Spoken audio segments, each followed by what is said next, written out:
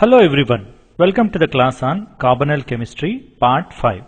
In lecture 4 I have discussed all these topics. Let's have a brief recap of these topics. In lecture 4 I have discussed about carbonyl, especially aldehyde and ketone, reasons of reactivity. Because of polaric nature of this carbonyl bond, the carbonyl carbon acquires a partial positive charge, whereas carbonyl oxygen acquires a partial negative charge. This partially positive carbon acts as electrophilic center. Why electrophilic center? Electrophile means electron loving. Because carbon has got a partial positive charge, it tends to go towards a negative charge, that is nothing but nucleophile. That is the reason why a nucleophilic attack on this carbon occurs on this carbonyl carbon. In case of oxygen also acquiring a kind of partial negative charge. But because of oxygen electronegativity, it is happy to keep this negative charge on its atom. That is the reason why attack of electrophiles on this negatively charged oxygen is very rare. Most of the time what we see is a protonation reactions. This is what we have seen in reasons of reactivity. Coming to the next one, nucleophile attack occurs, we have seen the reason for that. Now structure and reactivity. When you see carbonyl carbons, we have aldehydes and ketones are there. When you see the reactivity, aldehydes are more reactive with respect to nucleophilic addition than ketones. What is the reason? We have two reasons are there. One of the reason is electronic reason. Now when you see ketones are surrounded with two of the alkyl groups. Both the alkyl groups are electron donating in nature. When electrons are donated, the partial positive charge on the carbon reduces. If the partial positive charge is reduced, the reactivity towards a nucleophile reduces. This is the reason why ketones are less reactive. When you see aldehydes, you have only one alkyl group, the other one is hydrogen. So the electron donation from only one alkyl group is there. So the partial positive charge reduction is not that prominent as ketones. Hence aldehydes are more reactive. Now moving on to the next one, irreversible reactions. Now when you see on carbonyl carbon, especially the aldehyde and ketones, the major characteristic reaction is nucleophilic addition. Again in this you have two types of reactions are there, irreversible reactions and reversible reaction. Irreversible reaction means the reactants are converted to products and they cannot be converted back to reactants. This happens because of powerful nucleophiles. In irreversible reactions, the powerful nucleophiles are hydrides and alkyl anions. Both of them are very strong reagents. Because of their strength, they cause irreversible conversion to products. We have seen with the examples of lithium aluminium hydrate, sodium borohydrate and Grignards. Like lithium aluminium hydrate, sodium borohydrate, and in case of alkyl one we have seen with Grignard, which is commonly represented as RMGX. Now in this class I am going to explain about these topics. Now nucleophilic addition, reversible reactions. As I have told you, explained already, the reactants converted to products, but this nature is reversible. Reversible is indicated by this kind of arrow. What is the significance of this? Any point of time the reactant can be easily converted back to the product is easily converted back to reactant. This is what is indicated by reversible reaction. If you remember, we have studied about Le Chatelier principle. Le Chatelier principles explains about this reversible reactions. Now according to this principle, temperature, pressure, concentration may alter this equilibrium. Let me explain in simple words. Let's say a reactant is getting converted to product. Initially the reactant amount is very high, and when the reaction is going on, product formation will occur. When the reaction is going on, the product amount will increases. When the product amount is more than reactant, then the reverse reaction occurs. So there is an equilibrium between the amounts or concentrations between reactant and products. To attain equilibrium, when the product concentration is increasing, it reverts back to reactant. Similarly, the equilibrium can be altered by temperature and pressure also. So this is what is about reversible nucleophilic addition reactions. Now this reversible nucleophilic addition reaction can occur in two ways. Let us observe the first way. The first way is a nucleophilic addition occurs and then protonation occurs. Look at this, a nucleophile comes and attacks on this carbon. Now the pi electrons are taken by oxygen. Now to this pi electrons, the solvent proton gives and a protonation occurs. This is what is the final product is. Now understand the mechanism. The reaction starts with a strong nucleophile which has got enough strength. It goes and attacks this positively charged carbon. So all these things will occur with strong basic nucleophile. The nucleophile which has got enough strength and energy to attack partially positive carbon will undergo this kind of mechanism.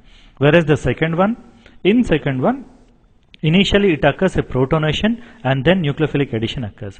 What happens with protonation? When a proton is attached to oxygen, oxygen will pull electrons towards its head. So the carbon will acquire more amount of positive charge. That means carbon is turning to a more strong electrophile.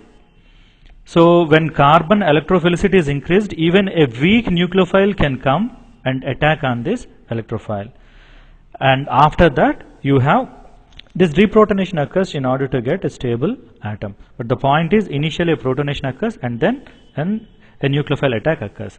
So where these things occurs, when base or nucleophile is a weak one, then you need to activate this electrophilic carbon by doing this protonation. So understand the logics. Both the mechanisms are valid with certain reagents. If a moderately strong nucleophile is there, it follows basic condition. If a weak basic nucleophile is there, it follows acidic condition mechanism.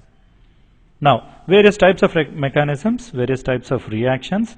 The first one is cyanohydrin formation, an aldehyde or ketone reacting with hydrogen cyanide. Now, this occurs in presence of a base. Base, the reason why base is, base will abstract this proton and it creates a strong nucleophile. Look at the mechanism. What did we say? Strongly basic nucleophiles occurs in presence of base. So this one is a strongly nucleophile.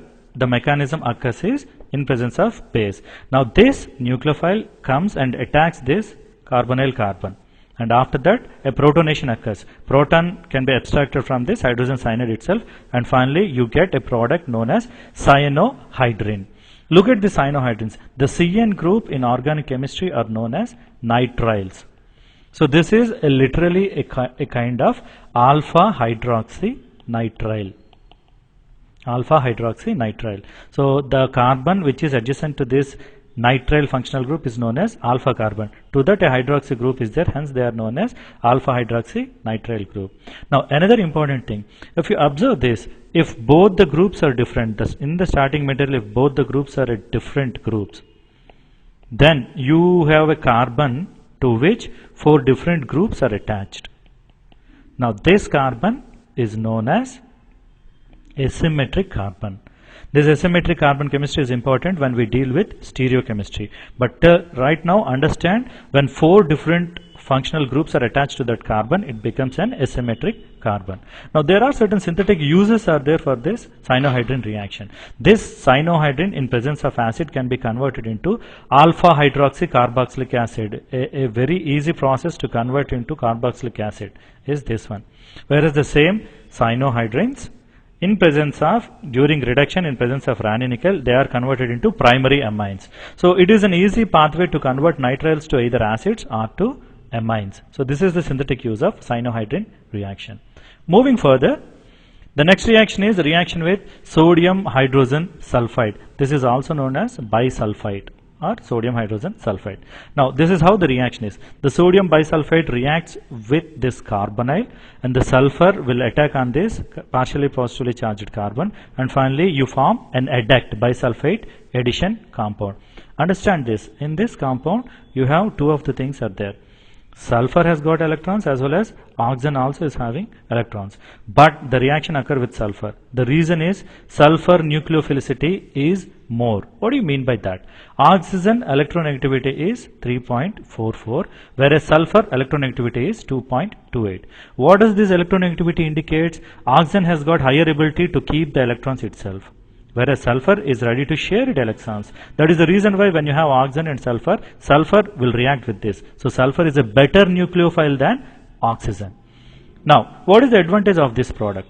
This addition product is water soluble. What is the use of water soluble? Most of the time when the reactions are carried out, they are carried out in organic solvent. Once your product is formed, if you want to isolate your product, the sodium bisulfate is used on these carbonyl carbons. They form an adduct which is water soluble. So water is added, the carbonyl compound gets into the water and it is isolated from this organic layer. Look at this. If you stir in ice bath in with sodium hydrogen sulfide, you form a crystalline solid which is water soluble. So from the organic layers, if you have this reaction vessel, you have organic layer is there and then you will have a water soluble layer is there. This water soluble layer, water layer is removed which contains your carbonyl compound. If you want to get back your carbonyl compound, use a dilute acid or base, you will get back your carbonyl compound.